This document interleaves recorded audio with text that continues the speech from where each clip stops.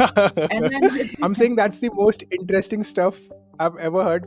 Like why someone has gone vegan. if you don't, you're just constantly hitting your head against a brick wall, and it tears you down. Use it as a drive forward to kind of motivate you and to keep going. Basically, it's either that or it's going to break you, so you have to put it to use and use it for good. Hi everyone. Today I'm joined by a passionate, powerful voice for animals, someone unafraid to challenge the status quo and speak against injustice, an active street activist and a committed member of Anonymous for the Voiceless, Jem Lettuce. Welcome to the Uncaged by VeganFTA podcast. Thank you so much for spending time to have this discussion with us today, and I hope you're doing well today. Thank you very much. Thank you for inviting me. Thank you for having me, and I'm doing really well. Thank you. How are you? I'm doing well. Looking forward to this discussion. And Jem, I'd like to start. Before that, I would like to say that I've seen some of your activism videos that you have put on YouTube, Instagram, amazing work that you are doing. And I've also seen that you have on YouTube specifically, you have put up a lot of raw videos as well. And we'll, of course, Mhm. get into the discussions of those. But before that, just tell us a very brief intro about yourself and your vegan journey. Okay. Well, I've been vegan for, I think it's 4 years this November, so 3.5 years. So not very long at all, You've actually, although it's felt a- like a lifetime. and you Sorry, go went ahead. vegan during the COVID period. Yes, exactly. That's kind of, I wouldn't say that there was like one pivotal moment that was like, okay, now I'm vegan. I think it was like um, probably a few different things that kind of led up to that moment. So yeah, during COVID, I mean, I've always like, you know, I've always been like the typical animal lover, so I've never really felt quite comfortable with what we do to animals. And then during COVID, there was all of the footage with, you know, the wet markets, and you know that kind of it it kind of you know, brought that to light. And I was like seeing, because everything here is behind closed doors, right? I didn't really come across footage and things like that. But that kind of like, I suppose, narrowed some of the distance between myself and what was happening. And I was watching a lot of like debates online. So I was watching you know, some This Morning with Piers Morgan, and I think Joey was on there.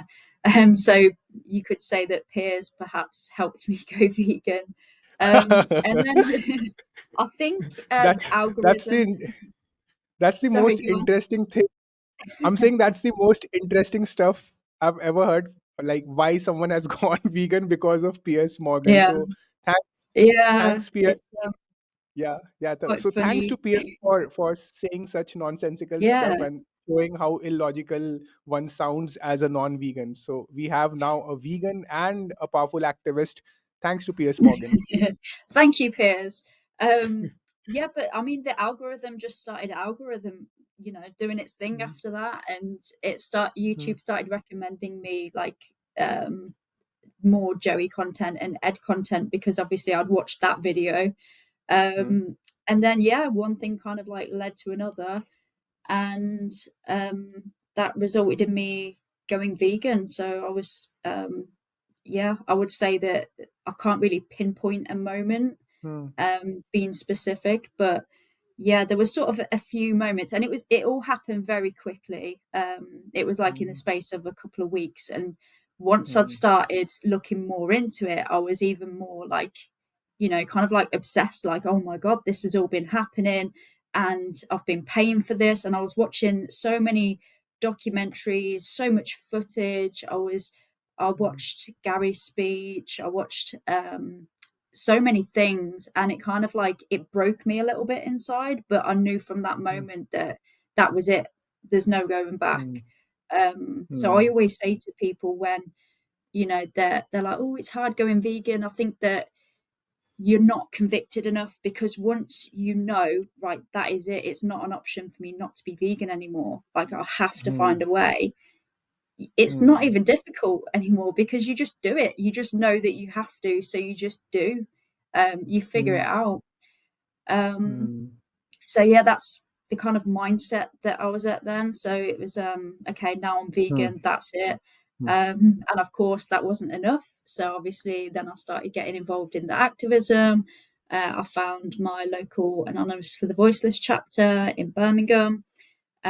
So from going vegan and going to my first cube, it was like literally a couple of months. So I mm. started doing Nice. that, and then yeah, just seeing what else I can do. I mean, I don't think that there is ever enough that I can do for the animals. Mm, I contributed to their exploitation for years and years, and I think that I kind of owe it to them to do as much as I possibly can from mm, now to um, kind of, I suppose, make up for what I was mm. responsible for, you know? Yeah, yeah, yeah, exactly. I can relate to that. And of course, when uh, we were participating actively in animal exploitation, I think we were unaware, Mm, unconscious, like ignorant would be an understatement. And of course, from there, once we learn about it, and what we do after that, that counts, right? And because we have seen mhm, during activism, you do it all the time, you have documented cases posted online. I have experiences that we talk to people, we give them the information in the best possible manner, give them follow-up resources, but yet people choose to stay ignorant. And I always tell them that being ignorant doesn't erase the injustice that you are causing, it just makes you less human. So I can totally understand what you are saying. yeah. Earlier you said wet market footage, right? So this essentially you are referring to the like why covid spread, and the whole reasoning behind that, that it was because originated in a wet market. So Mm, is that that's what you right. are referring to? Yes, Okay. yes, sorry. Yeah, it was that that kind of made me Hmm. look into Hmm. it. I suppose it Yeah. kind of like closed the gap between myself and Yeah. the distance between what was happening with animals, you know? Hmm. Yeah. Yeah, I think especially in the west, because what's happening, it happens behind closed doors, so Mm, the insensitiveness is much higher, is what I feel. So of course, yeah, and that makes people live in a comfortable bubble that okay, hey, I'm a decent person, I'm not participating in this, but it's, yeah, can totally relate with that. And interestingly, and also really refreshing to hear, which is now becoming the norm as well, because I also see a lot of vegans getting into activism straight away, mhm, which is so encouraged. And for all the vegans who are mhm, watching this and not active yet, please become active for the animals. Like Jem said, it was few months when you attended your first cube, which I believe yeah. is the event that is hosted by Anonymous for the Voiceless. And now I think you work with them on a regular basis, you volunteer with them. Yeah, yeah, that's right. I've just been to their campaign in Cologne. We have a chapter in Birmingham, so I've always done stuff with them, but not exclusively. Okay, cool. And then doing activism is one thing, then from there to put yourself out in the public for the Mhm. public to scrutinize, analyze, write hateful comments and so on and so forth, that is getting into the content creation space. Why did you think that was Yes. needed? Well, I mean, at first I didn't. I was very much like in the mindset that we already have activists. We have, people like Joey and Ed who are putting the content out there. I don't need to, contribute to that because I can just share their stuff and they're already doing that job. And it's kind of my job to point people in that direction. That was the kind of like mindset that I started with. But obviously that changed because I did start uploading content. And I think the reason for that is because I think that we need as many different activists as possible, people from all kind of walks and all kind of different backgrounds to kind of show the diversity of the movement, because not everybody is going to relate to what I'm using Joey and Ed as examples here, but obviously there's a lot more people, but not everybody is going to relate to what they say. And also, it's just like normalizing it more. So showing that oh, this person's vegan, oh, and this one, and it's not just the same couple of faces that people are seeing. So that's why I think it's very important, and to get the word out there, because people aren't necessarily, obviously, the more content is out there, the more people that are going to see it as well. um so yeah, and I think that I started off going out onto the street, having a one-on-one conversation. And I almost feel like it's kind of a bit of a waste doing that now, because it's like I'm having a conversation with somebody and it's just one person that I'm reaching. Whereas if I record it and I post it online, I can potentially reach hundreds, thousands, tens of thousands, even possibly hundreds of thousands of people. So I think since I've been putting my videos out there and seeing the potential that they have, yeah, and getting those kind of comments, it's just something that I feel that I have to do. Yeah, like I said, the animals deserve as much as I can possibly give to them. So yeah, even though it's not something that I'm comfortable with, but I just I just have to. Why do you say you're not comfortable with? Well, I wouldn't say that. I mean, before I started doing any activism, I wasn't the kind of person to like upload videos of myself. I probably wouldn't have a TikTok account or an Instagram account if it weren't for me speaking out for animals. I mean, a lot of people, they say that, um, oh, you're just trying to get attention, or you're using animals to, the troll kind of comments. But it's, when have you ever seen me talk about anything else? Yeah, it's kind of like maybe a little outside of my comfort zone, but yeah, I mean, the animals, they need people to step outside of their comfort zones and to be uncomfortable for them, and they're Yeah. far more uncomfortable than I'll ever be. So Yeah. I can totally relate with that as an introvert. I yeah. had an Instagram account, but I used to just do photography and put my photographs out there mostly. But Hmm. speaking in front of camera, and as a content creator, you will definitely relate to it that it's a difficult task speaking to the Yeah. camera and then putting yourself out there for the public to judge, pass negative remarks, so on and so forth. But like you rightly said, every time I feel uncomfortable, I just ask myself, like, is my discomfort even on the same universe as Mm. compared to the animal? It's not. So let's just keep going.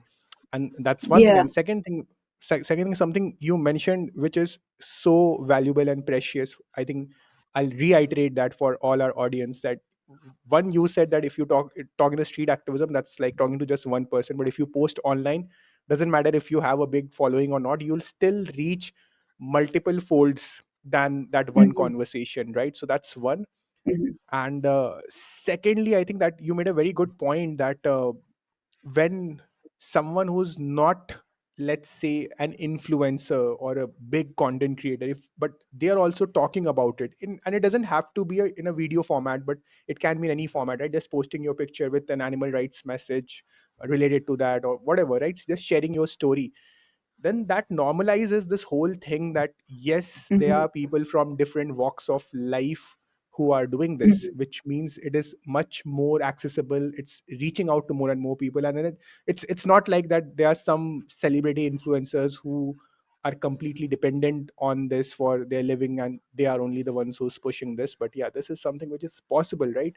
A Mm. person in my building, in my society, in my school, corporate job, whatever, there are people who are doing this, and that makes such a huge difference because I'm hearing so many stories these days of people becoming vegan not because of a Gary Yurovsky or a Earthling Ed, but because of someone they knew in their circle, right? That hey, Hmm. I always thought about this, but I never um, got into it because being vegan is such a huge thing. But then I saw this person who's very similar to me in Hmm. the kind of background that we come from. I mean, this person can do. I can just talk to them and then become a part of a community in a specific geography, and then things become so much easier, right?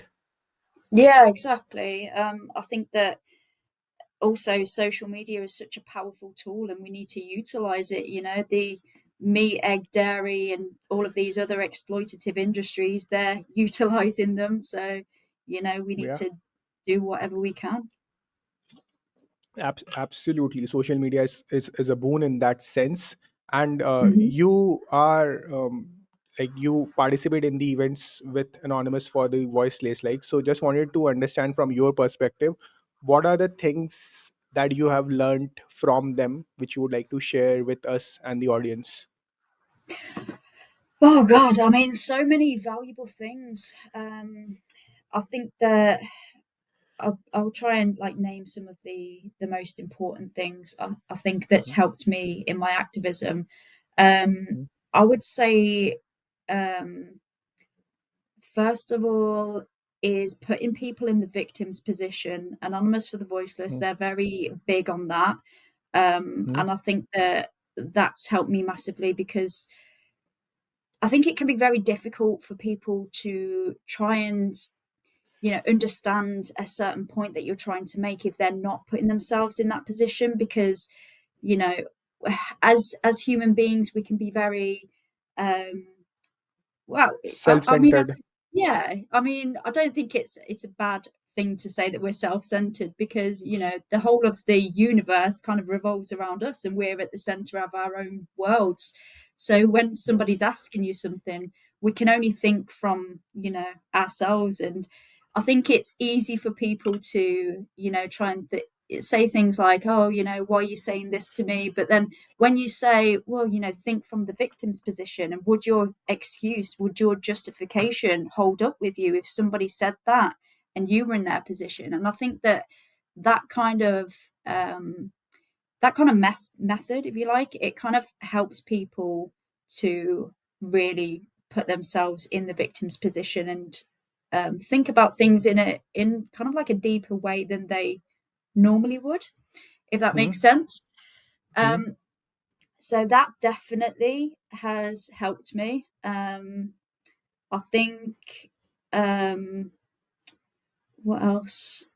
The entire protocol, I think, with AV is really good, and I think I've recently been to Cologne, and I really kind of put it to the test. Every day I was kind of focused on going through that protocol, and it did massively improve the conversations, especially I think defining veganism as well is an important point.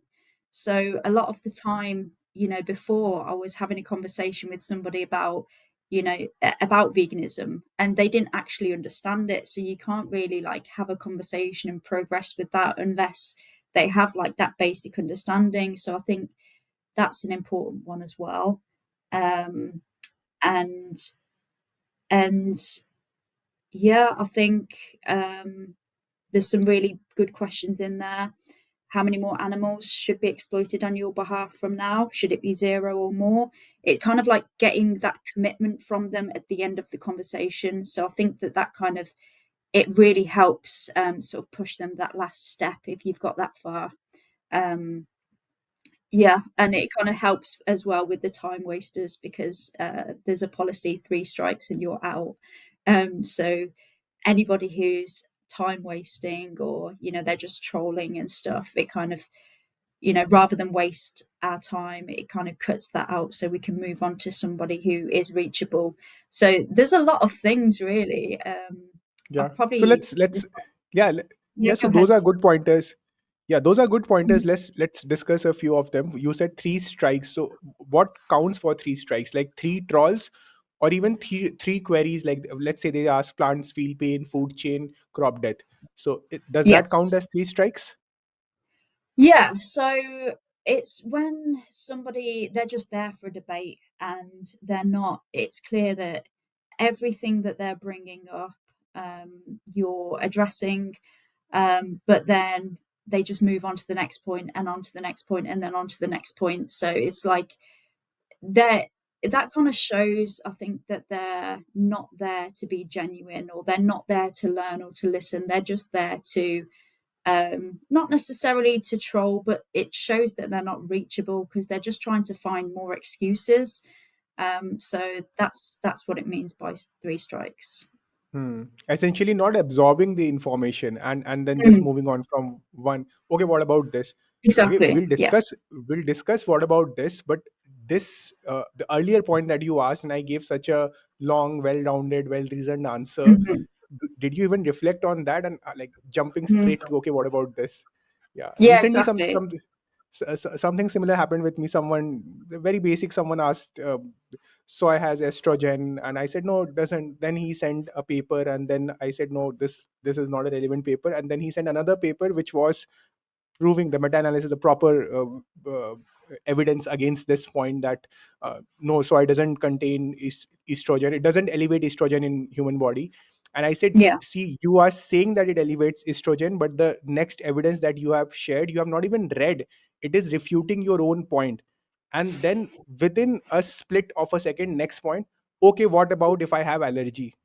I, Hmm. okay, you may have allergy, but did you even, like, how big of a blunder is that, that you are saying something, you are giving evidence that refutes what you are saying, and that then not even realizing or absorbing any of that, and then just moving on to the next point. And I can totally relate to that. I think even we practice something similar here, that okay, fine, because of paucity of time, we'll just take one or two more queries, and then we have our resource cards where you can find all your queries, because there are like more than 40-50 queries. We can't do all of them right now. Feel free to Hmm. go and learn about them. But yeah, that is a good point in terms of saving time. But yeah, sometimes if Hmm. people are acting really uh, arrogant and speaking outrageously nonsensical stuff, I would like to ask you, I ask Jem, the content creator, that don't Hmm. you feel don't you feel enticed that okay, let me go on with this slightly more, because I know that while this person will not change or is not absorbing, but from content creation perspective, this is the kind of content which will do well because the person is saying outrageous stuff. Yeah, exactly. I mean, I think some of my better videos, like the spicier ones, where people have had, you know, more dramatic reactions and stuff, they've been my best Yeah. performing ones. And so, but still, those interactions, they still only lasted about 5 minutes. So I think that Mm, I think that you can still have a balance. You're mm, respecting your time, and mm, you're also respecting your own integrity. You know, if somebody's shouting at you and calling you names and stuff like that, you know, why do they deserve your time? Like, you know, I have respect for myself. I think that, yeah. you know, we shouldn't entertain those kind of things. If somebody's calling us names and stuff, it's just I can't be bothered with you. Like, if you want my time, if you want me to respond to you, then be respectful and I'll converse with you. But if you're not, then I'm just not interested in Yeah. talking to you. I think that, you know, we need to have that level of respect for ourselves Yeah. as activists. And Yeah. yeah, we can still kind of honor that whilst getting the spicy content, and limiting our time. So I think, yeah, I think there's a balance maybe. Yeah. What do you think? And you have actually, no, I think I learned from one of your YouTube videos on this. I was Hmm. watching that where you had a conversation, and because generally you give a remark on your video, your thoughts on how Mm. that went, right? I think it was called Yes. YouTube, the Frustrated Vegan Walks Off, right? And you made this Oh yeah. point specifically there. I think either this or some other video where you made this point that while I know that this is the kind of conversation that will do well on social media, but I think in this 7-8 minutes I've got my bit. So I think that's Yes. the balance Exactly. probably that you are talking about, that you don't have to end, you don't have to invest Yeah. too much time on that, right? Yeah. Exactly. I mean, that conversation could have probably gone on all night. You know, Yeah. they were Yeah. they I think they were that happy that to was the be what, there. what, with a couple of teenagers, right? Teenager boys, Mm. if I'm not wrong. Yeah, Yeah, that's it. yeah, yeah. Yeah. Yeah, yeah. Yeah, and they also asks you. They also ask you that okay, you have other people to talk to. You said, yeah, I'm done with with you. Exactly. Yeah, you have to respect your time and also the animals' time, because, you know, if there's people Hmm. who are more reachable.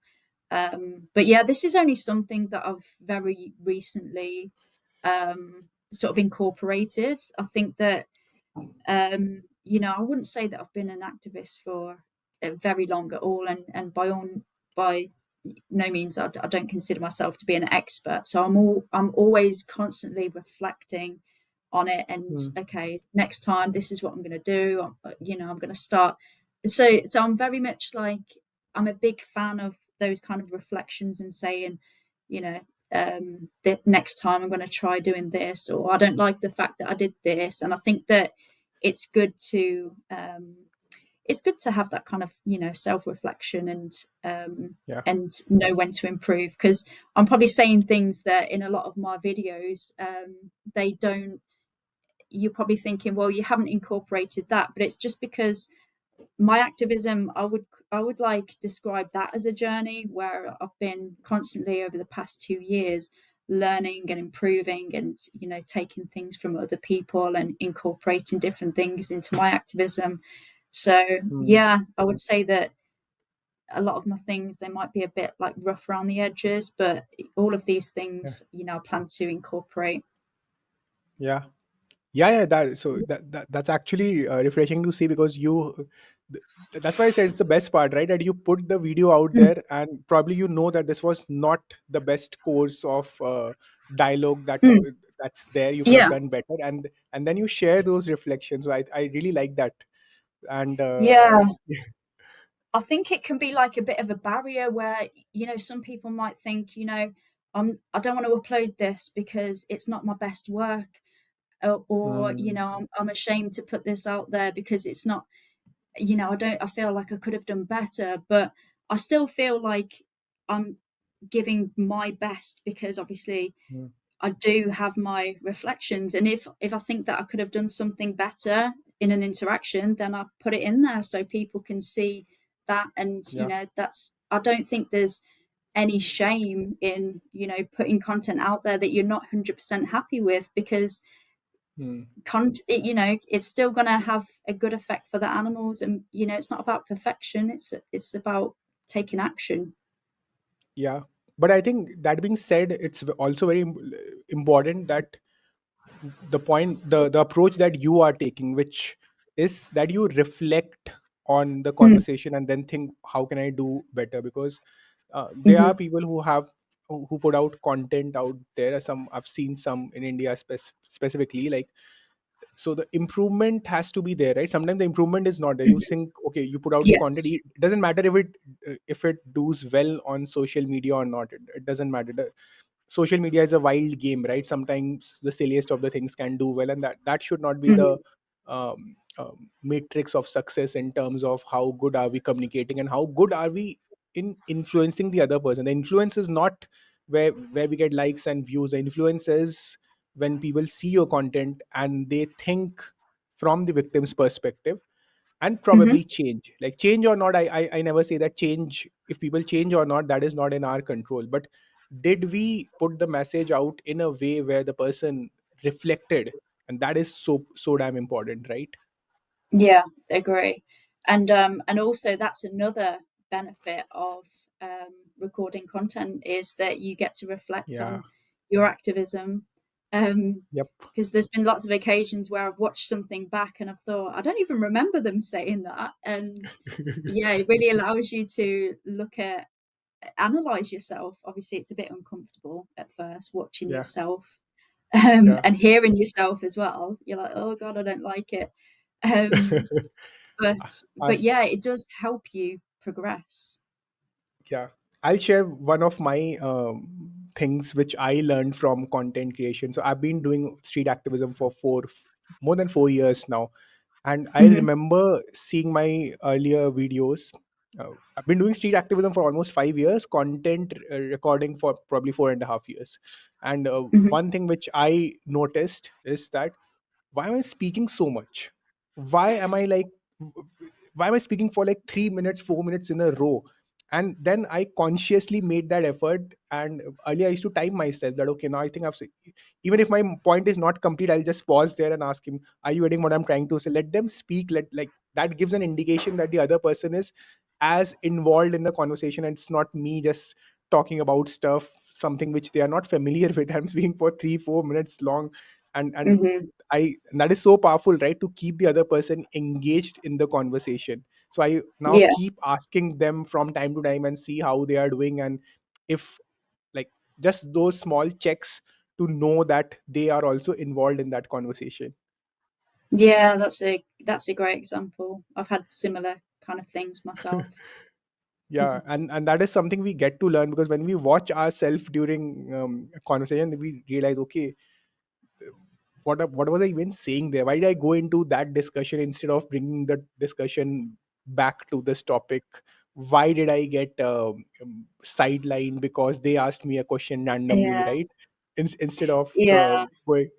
So yeah. With me, I was watching something, and I realized you don't hear yourself in the moment, but I realized I kept saying a certain word. I can't remember if it was like or like these filler words, or I'm saying like hmm, and I'm just like, oh, that's a really bad habit that I want to sort of squash. So that kind of helped me be conscious of it, and yeah, try and stop saying that, even though obviously yeah. it's not important to the message. It was like something that made me like cringe watching myself, because yeah, I don't like hearing myself. No, but it is important to the message as well, because there is a thing with communication which I feel it's how you communicate matters a lot, right? At the end Mm, of the day, your message, if it's delivered in a monotonous, boring manner, essentially the person who you're talking to, whether the person in front of you or people who are watching your content, if that the message is not landing with them, then we are failing as communicators, and we are failing as advocates for animal, right? And being an advocate means what? That we have to put our best foot forward, so that anyone who is listening to us, they change, mhm. right? So Yeah, that's where yeah, they have becoming. to be engaged. Yeah. Yeah. And talking about your YouTube videos, there's another one which I marked in. It's the YouTube video which is called "Vegan Activist Blindsided by a Tricky Question," right? Uh huh. You Yes. you you addressed, you mentioned something very specific there, again at the end of the video, that is the reflection side of your Mhm. videos, where you said that you were answering objections, but it didn't lead anywhere. Can you elaborate on that, and why is that wrong or right? Like, what's your thought on that? Um, I'm not sure exactly what you mean, or maybe I could get the video up and have a look Yeah, to yeah, remind yeah, myself. yeah, yeah, yeah, Um, yeah. let's I let's know the try video to that you're bring. talking about. So I was blindsided because he asked me a question about abortion, right? Yes, he asked you a question about abortion, and then you went into that discussion, and then at the end you said that uh, there were so many objections. It's better to park those objections instead of like answering one after another. I think something on those Ah, lines. yeah, so this is something that I also recently learned with Anonymous for the Voiceless. Because obviously there's a protocol, and it's more like something to guide you through the motions. And ultimately what we want to do is we want to take them all the way down to the end of that, which is the commitment to go vegan and active. Um, but I think that with this person, I was trying to ask him a question, and then rather than directly answering it, he was asking me questions. So I couldn't get past the first one. I think I'd asked him how he felt about animals being exploited, which is, up there on the protocol. Um, yeah, so he kind of deflected with something, and I initially thought that it was best to kind of answer those objections, squash them, and so I can move on essentially, just so they're out the way, they're squashed. But I think what I learned is that it's better to kind of remember that objection in your head, and then just, if he doesn't answer it, okay, I hear what you say. I'll come back to that later. But how do you feel about humans exploiting other animals?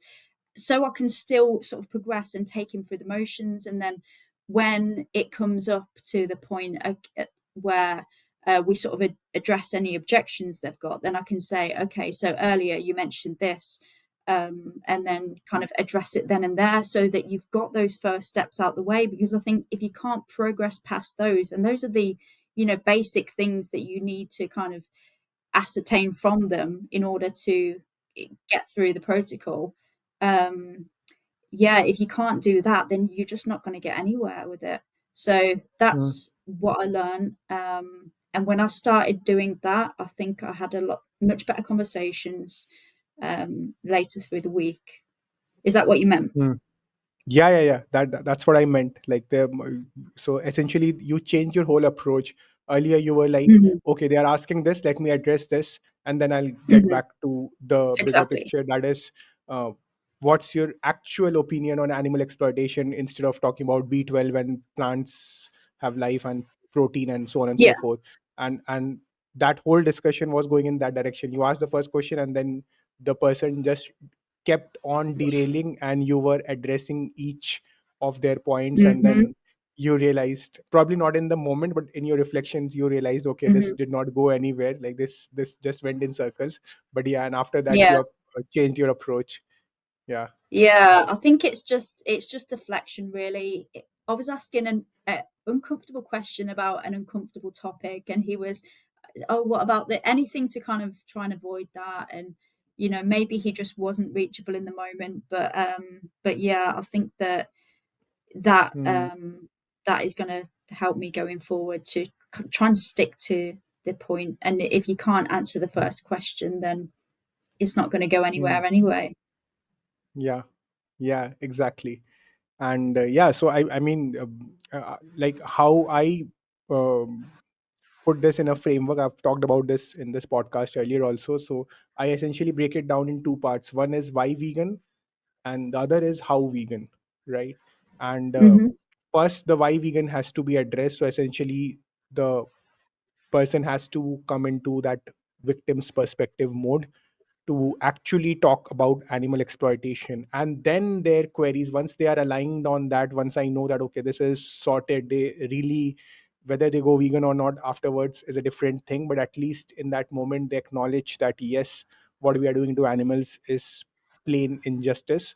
Once this Hmm. agreement is there, only then I take up discussions on how vegan, like how do I get my protein, how do I get B12, so on and so forth. Hmm. So that perspective, and why vegan also, like there can be derailments, right? That people can say multiple things, and then over there Yeah. also we have to see that okay, how willing are we to go ahead with their queries. And earlier you were asking me, I think, that you end your videos and like you end your conversations if you feel that it's derailing a lot.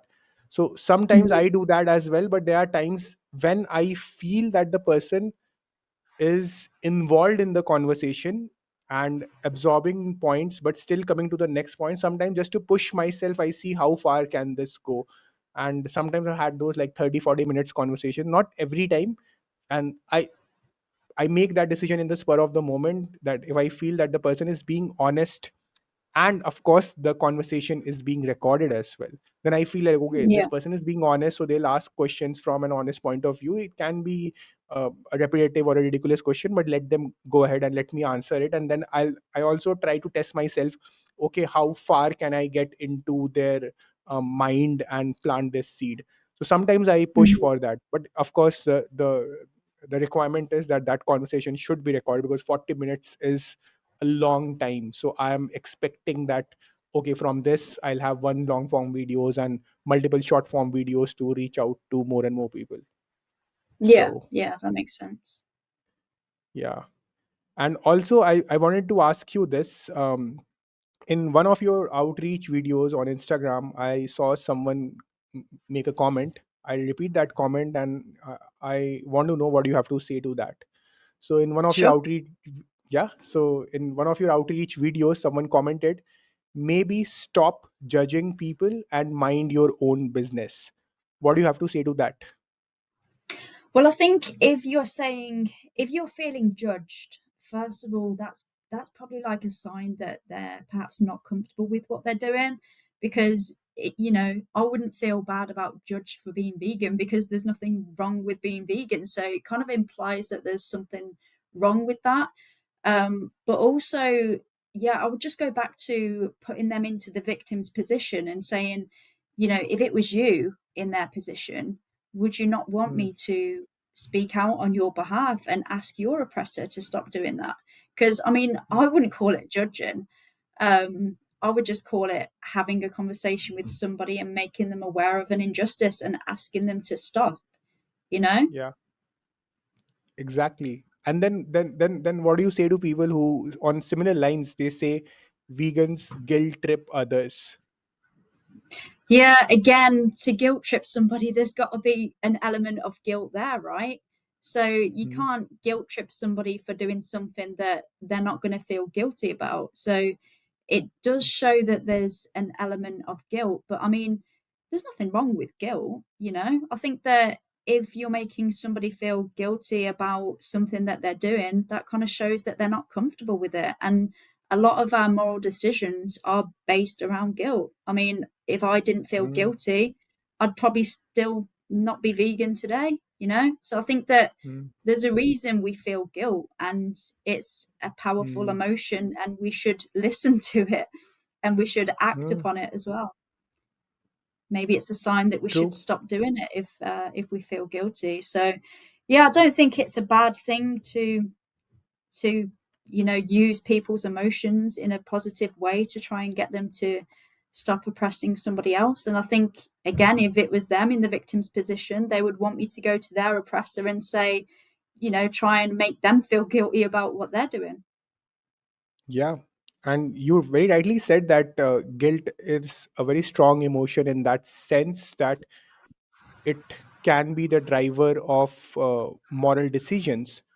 Hmm. So people who commit crime, human to human crime, because that's the legal framework that we have today, mostly as of today.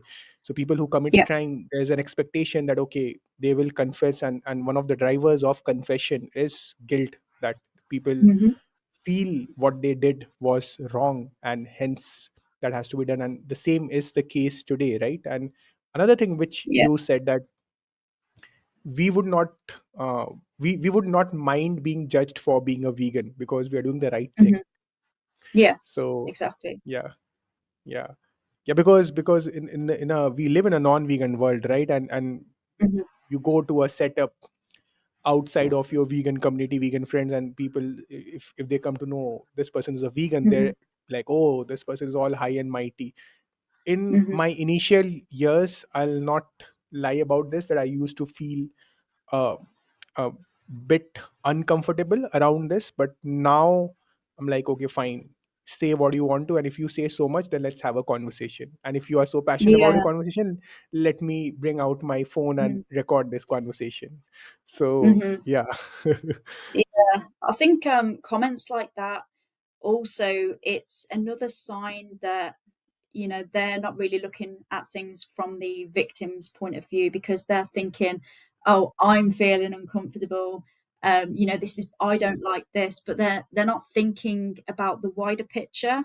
And I had this in a recent video of mine where I made a short video, and it was the two boys in the video that you mentioned, where I walked off, where I got frustrated.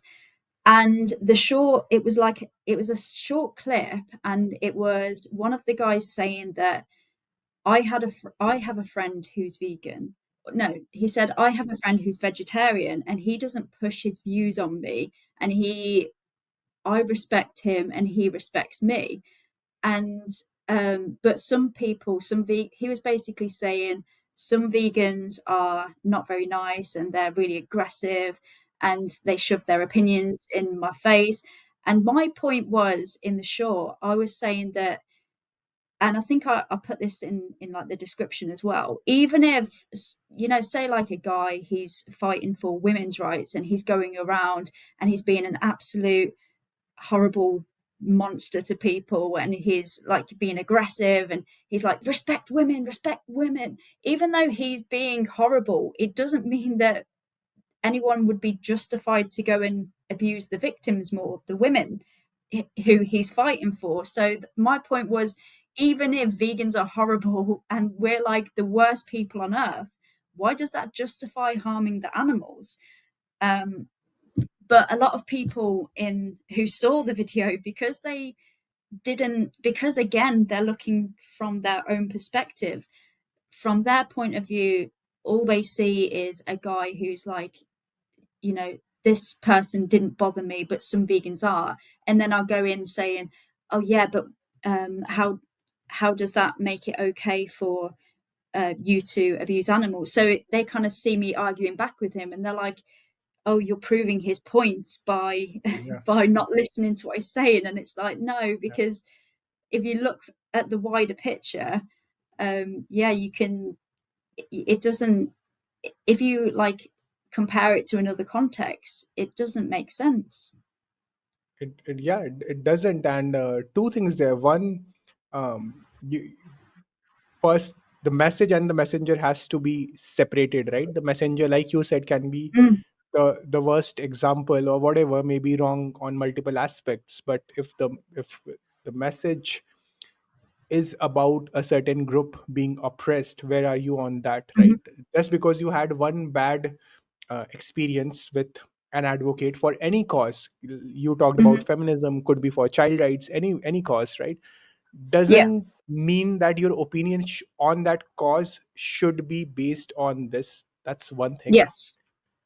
Second thing, in my humble and limited experience, and this is just anecdote, but based on what I've seen, I Hmm. think people who say that, hey, I had a bad experience with vegan and hence I can't do veganism, can't adopt veganism, I think I'm even doubtful of how much of an honest point of view that is.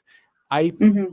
feel probably that these people blow out of proportion the bad experience that they have had with the other person, right? Yeah. Probably the two guys with whom you had a discussion, they'll also in future, they talk to me and they say, hey Shivam, I agree with veganism, but I can't be a vegan because you know what, once upon a time in the streets of UK, I met this activist, her name was Jem, I think, and she was a horrible person, and because of this person I can never go vegan, right?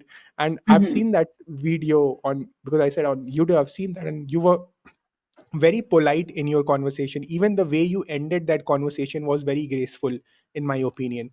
And but they, in their head, might blow it out of proportion, and which I feel is essentially cognitive dissonance. It's coming from the same place, right? You are Hmm. running out of reasons to justify your value system, justify your actions vis-a-vis with your value system. In your head you Hmm. still want to be a decent, compassionate person, but at the same time the other person is saying, and which is the case, that your actions are saying something otherwise. Then what can you do or say that that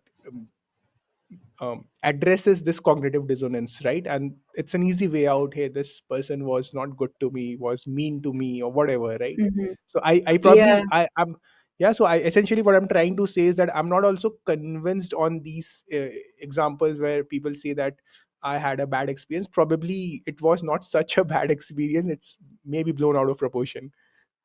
Yeah, I think you make a good point. But from what I say, even though I'm asking genuine questions and I'm being polite, maybe it's made him feel a certain way. So Uh, he's like associated me, oh, this person made me feel, really upset. So they're bad.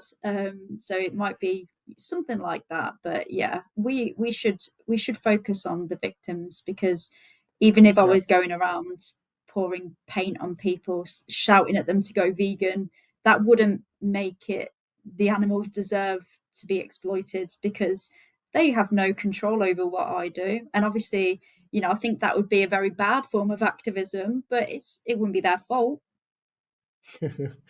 depends on, like, I'm not even sure that will be bad form of activism. Let's say tomorrow if you and I decide and we go with paint and to some event, I don't know, maybe mm, some rock show concert, and we start like harassing is not the right word, but let's say that we are causing a ruckus and saying Mhm. go vegan over there and trying to break the vibe there. Now, is that a bad form of activism on the face of it? Maybe it is, but let's say if that event garners so much attention around the term vegan, and there's negative publicity, and then that makes avenues for conversations around it, right? One of the reasons I was Yeah, talking to Jamie earlier, if you know Jamie Logan, right? And yeah. they did a very bold activism with speciesism, WTF, and I think they were arrested for it. And because of that whole event, and there were divided opinions, right? That if this is a form of activism that should happen or should not happen. Again, Mhm. that's very difficult to assess. But because of what they did, I think she was invited to Piers Morgan's show, right? And then they Right, get such yeah. a huge platform. So while people may have difference of opinion in what type of activism is better or not, and they are of course very difficult to evaluate them, but even the kind of activism like disruptive activism, which may be very jarring to watch and see for some people, still if it uh, brings out the sensationalism and then gathers attention of people, then probably there's a good impact to that as well. And that is Yeah. another thing. I'll just get into the nuances of this. The reason why I'm saying this is because it's unfortunate that we live in a non-vegan world, and 99% of the population maybe is not non-vegans or not ethical Mhm. vegans, and hence anything as of today that we do, there is a very good chance that there is an audience for that form of activism who will be influenced positively by it and go vegan. Yeah, exactly. I mean, I was just going to say that I'm um, I'm a big fan of disruptive action as well. Mm, I've been involved in that type myself. Yeah, I just meant in my example if we were like personally attacking individuals, but I think that with context, yeah, disruptive kind of actions, if it's not targeting an individual, can be very effective. And if there's a mm, goal to get public attention, then that's good. mm.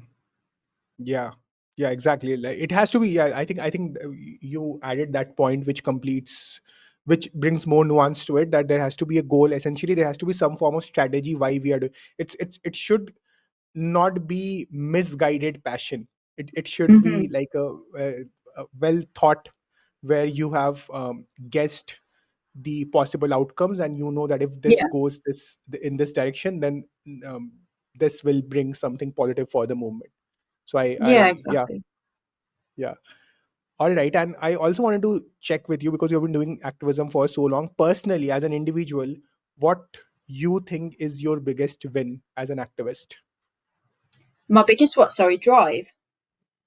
Biggest win. Win. Oh, I would say probably influencing like not necessarily friends and family members, but like distant relatives and like ex colleagues and things like that. Because I think that there's so many times you put your content out there and you don't even realize who it's reaching. You don't even know who's watching it. And especially when people they don't comment or they don't like your videos, but you can see that people are viewing them. And sometimes it's difficult to know whether your content is actually having an impact, because if nobody's messaging you saying, okay, I've seen this, and as a result of this, I've made these changes, then you're not going to know. But I think I put out like a call on my Instagram stories, and I, yeah, it was basically a call to action where I asked for like positive. I asked for like some kind of it. It basically said, if I've impacted you in a positive way, if my activism has impacted you, please let me know, because Hmm? obviously I'd like to know. And I'd had so many I'd had some like videos go like semi-viral, and I'd had loads of troll messages. So I felt like, and I was sharing those on my story. So I was like, right, I want to show people that activism, it can be good and it can be beneficial. I didn't just want an ego trip. I wanted to Mm. show people that doing activism can yield good results, right? I didn't just want Mm. to like feel amazing, even though it did make me feel amazing. But yeah, I got so many like messages from like distant relatives and like colleagues that I'd used to work with saying that they'd made Mm. these changes in their lives, and people that I didn't even realize were paying attention. So Mm. yeah, I would say that those kind of made me realize like, wow, okay, I am actually making a difference. Yeah. That was, yeah, that was a win for me, I'd say. Yeah. Nice to know that. And you said like not for ego trip. Let's not use the term Mm. ego trip, but otherwise, in general, I believe that success is a great motivator because, Mm. like you said, you felt amazing, and I'm sure the activism following that feeling was much better because you know that what you are doing is bringing some form of change, right? And Yeah. and my next question is then on the other side of the spectrum, your most frustrating, hopeless moment as a vegan. Phew, frustrating, hopeless moment. I mean, it's probably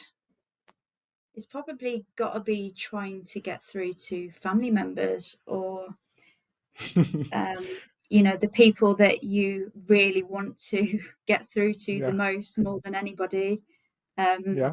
who just don't get it. I mean, I've made a bit of progress with my mom. She's plant based, Mm. but not vegan.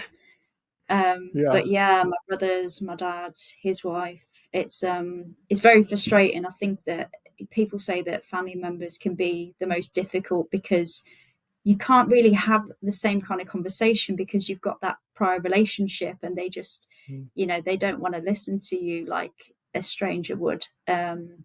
So yeah, maybe just coming to the realization that I'm not going to be able to um, make them make get, I'm not going to be able to lead them to make these positive changes, and having to Mm. kind of accept that, I think, has been quite tough.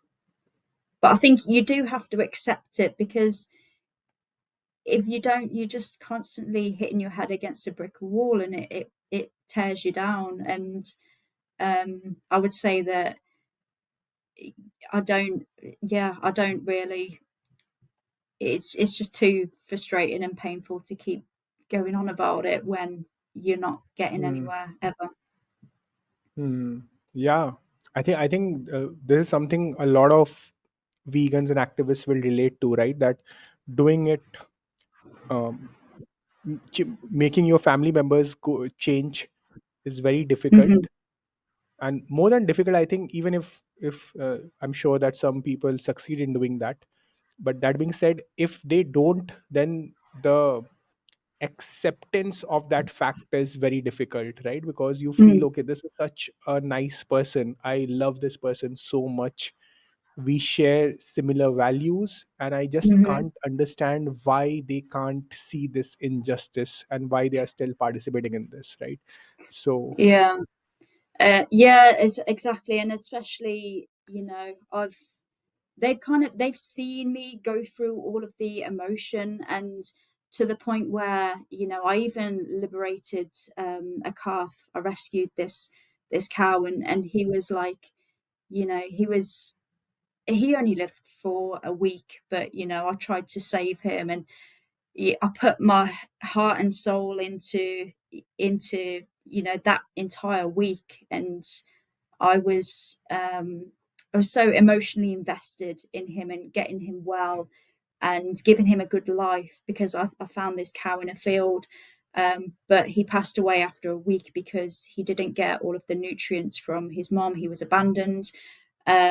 So yeah, they've seen all of like the raw emotion of me, you know, mourning his loss and his grief. And you know, they've they've seen that, and still then it's like, yeah, that was another low point, doing activism. But I think that every single low point there is, going to vigils and witnessing this cruelty and this heartbreak, it fuels me.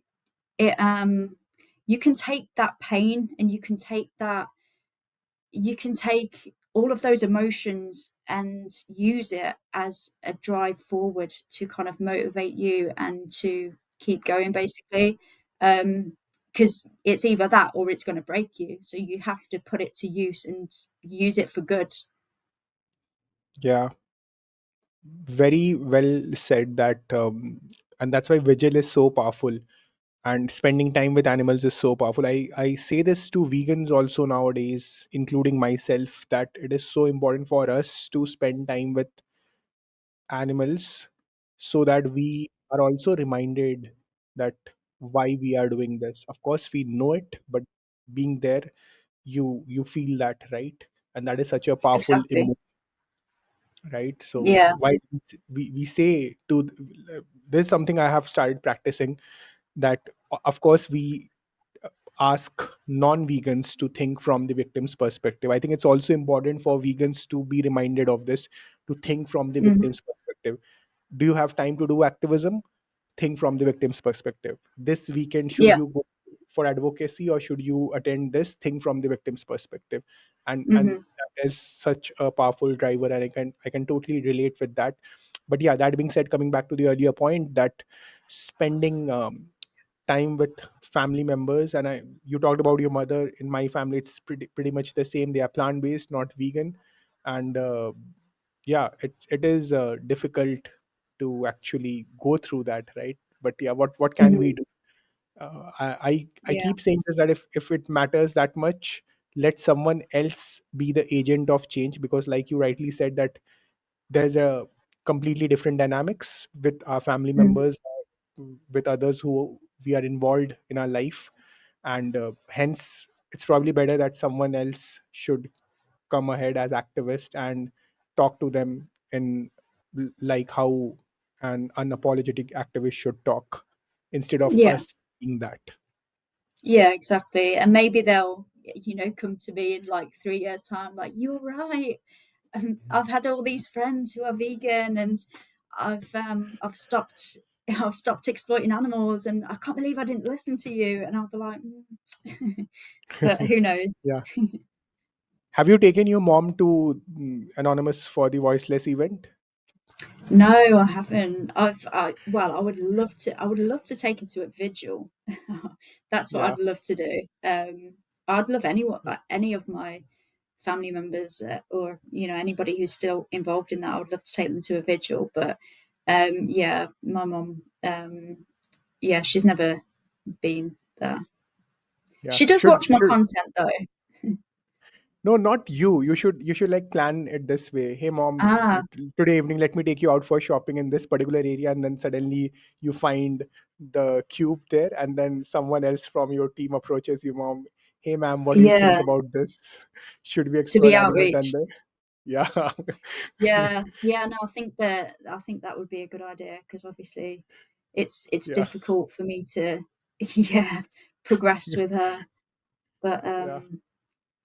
yeah, I think it would be quite easy as well, because she seems to agree with everything I say with, and the only Mm, reason that she's not vegan is because she's still like she's still exploiting animals on behalf of other people. So like she'll mm, she's getting married, and she's buying these animal exploitation ingredients for the guests, and so mm, she's still she yeah. But I think it would I've spoke to her when I've spoke to her about it. She's said that she agrees with me that, oh yeah, you're right, but obviously she's putting her own comfort before the animals, mm, because she doesn't want to control what other people do, or she doesn't want people to have mm, that kind of opinion about her.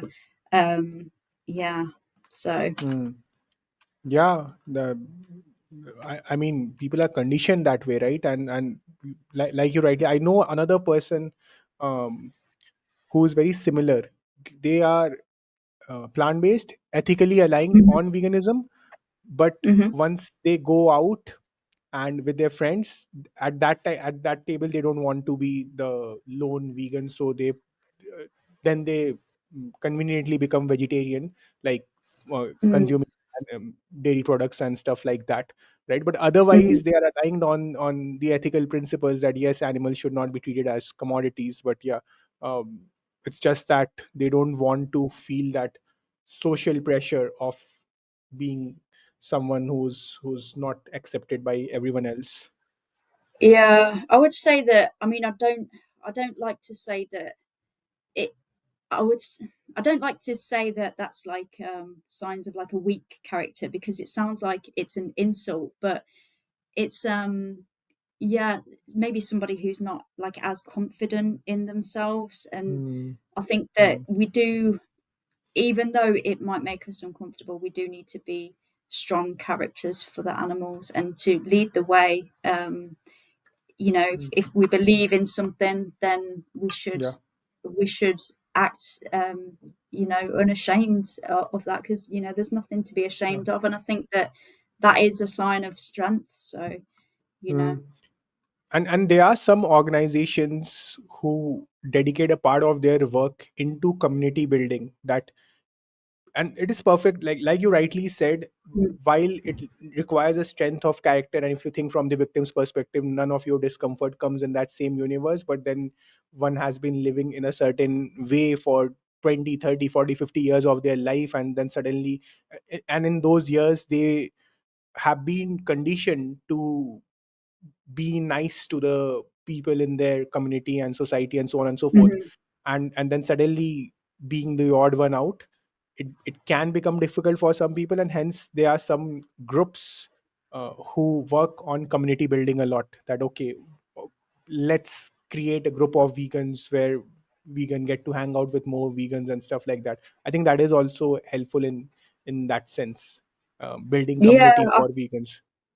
I completely agree with you. I think that I've been asked before, what do you think would help people to stay vegan? And I think that I kind of worry as well with doing my activism, that I speak to somebody and I know that they are like emotionally invested, and they have intentions to go vegan. You know, when they've told me, I believe them that they intend to. But then, you know, they're going out into a world where they're being influenced by everyone else. And like you say, you know, we Hmm. are sort of conditioned to fit in with society. We don't want to be ostracized, because that Hmm. would have been like life and death before. So Hmm. yeah. Hmm. Yeah, exactly. And hence, getting people to a vegan ecosystem is so important. That is something, especially in India, and we have been incorporating this in uh, grassroots activism, doing street activism, where we talk to people, and if we feel that the person was positively inclined towards the cause, then Mhm. we have so many transitioning WhatsApp groups where we try to get them added and get them to follow a lot of Indian content creators, so that they keep getting those bites of messages on their social media feed and so on and so forth. Because we don't want that effort to be one-off event in their life and then they go back to the world, which of course rests on animal exploitation. So that Mhm. ecosystem in that sense is so important. Jem, Yeah. there's something which I ask earlier, but I did not ask, but I'll ask now. Are you a full-time activist, or do you do something else as well? I'm not a full-time activist, but I'm Hmm? working towards being a full-time Hmm? activist, and hopefully one day Okay. I will be able to make it a reality. Yeah. Yeah, I actually quit my job just yesterday. Um, Oh, nice. yeah, it's a big sacrifice that I've made, Yeah. because obviously I'm going to Yeah. be sacrificing some money, but I've I've managed to yeah, find a way where I still have to work a little bit, obviously, to make some income, but I'm going to be reducing those working hours and the pay. So yeah, I aim to.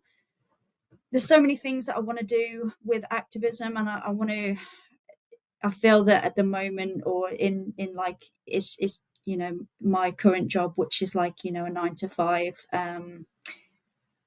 kind of full time work that I do at the moment. It's I don't really have the time to try and grow these other areas. So I've had to decide What to. was your job? What was your job? It was just like admin. Um, Hmm? yeah, like a normal 9 to 5, but it was like I was comfortable. Hmm? Yeah, like a customer service kind of role. But Okay. yeah, it gave me like stability and comfort, and yeah, so now I've left that. I'm going to be Hmm. doing some like more like manual work, but like less hours, and then the rest of my time is going to be dedicated to activism. Hmm. When you say manual work, less hours, you mean still working somewhere else, and Mm. but conserving your time and then using that for activism. Yeah, so actually, there's an animal sanctuary which is not very far away from me, and the Hmm? person who runs that sanctuary, she's in a position where she's able to offer me some paid work. So yeah, that will Hmm. be give me like the basics of what I need, and then hopefully like the freedom and the Hmm. time to grow the activism. Hmm. Hmm. Nice.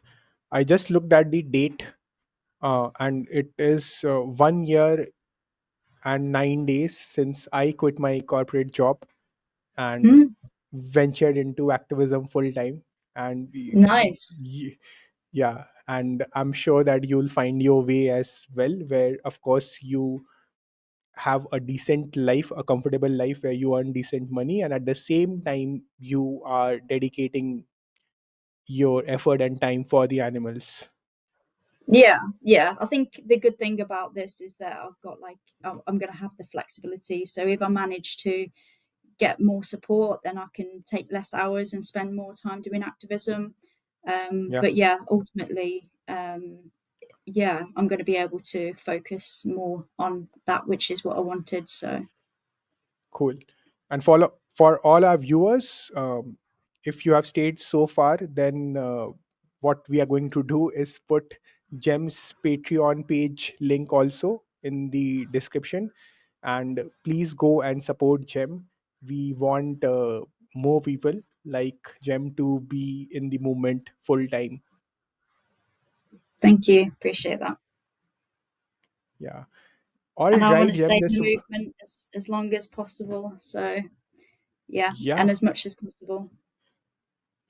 yeah.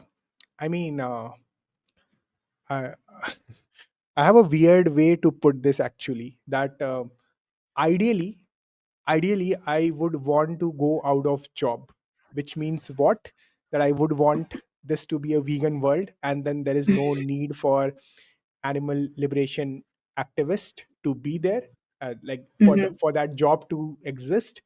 And that is what I would want. I can pursue. I have other talents. I can go and pursue that. I know that I'll make a decent living. So that's the ideal state that we want to run out of our job, out of this advocacy job. Unfortunate reality is that there's a high chance that it may not happen in our lifetime, right? And hence probably it's a lifelong dedication. So, Hmm. and that's where we need more and more people from diverse backgrounds use their brains and creativity to impact the movement in a positive manner. And for that to happen, people need to be earning while doing advocacy, right? And Yeah. that is so important. Otherwise it's very difficult to live a dual life, because while I quit my job last year, I've been doing activism since, like I said, for 5 years, and consistently publishing content, Instagram, YouTube, for 4.5 years. And so doing activism, then documenting that, editing. And there was a time when I was like almost on the verge of burnout, and all, like it was impacting my health physically, because 9, 10 hours of job, and then going for activism, editing. So it was like 16, 17 hours a day just going into all of this. And plus, there's such a huge disconnect between the job that I'm doing, because that has nothing to do with advocacy, versus so it's like you have to switch off one of your Mhm. personalities and then move on to something else. There's so that was a taxing Yeah, affair. Yeah. yeah, that's very relatable. I think that's really the reason that I've decided to yeah, basically work for the animals. And Yeah. yeah, it's difficult to try and do try and live two lives basically. Yeah, exactly. Yeah, I think, yeah, you summarized that better. I was going on and on about it. Yeah, essentially difficult to live two lives, of course. Hmm. And yeah, and even after this podcast, let's connect more about some of the other stuff that you can probably pursue and see for becoming a full-time advocate, right? So there are many portals and many job opportunities in this space as well, so should Hmm. definitely look into those as well. All Yeah, right, Jem, this was a really nice heartwarming conversation for me. I hope you had a good time as well. yeah, definitely. It was yeah, it's great to talk. Thank you for having me. Thank you. And one last message for uh, non-vegans. I know it's what the message will be, but still, if a non-vegan is watching this, what is the one thing that you would like to tell them? I would tell them to really put yourself in the position of the victims, basically. Look, it's easy to go along with your day-to-day life and you're, just blindly purchasing these products, but there's a story behind them. And once you look into that story and look into the eyes of your victims, you know, those animals, they're having an experience and they value their lives just as much as you value yours and I value mine. So I would say, just connect. You need to connect with them, and imagine if it was you in that situation and what you would want your oppressor to do. Hmm. Think from the victim's perspective. Yeah, exactly. Thanks, Jem, for this session, and and thank. Sorry. No worries, no worries. I think the dog also wants to let us know that, yeah, he's there. But yeah, thanks to all our viewers for staying with us. And until we meet again, this is Shivam and Jem and Jem's dog signing out. Namaste. See you later. Thank you.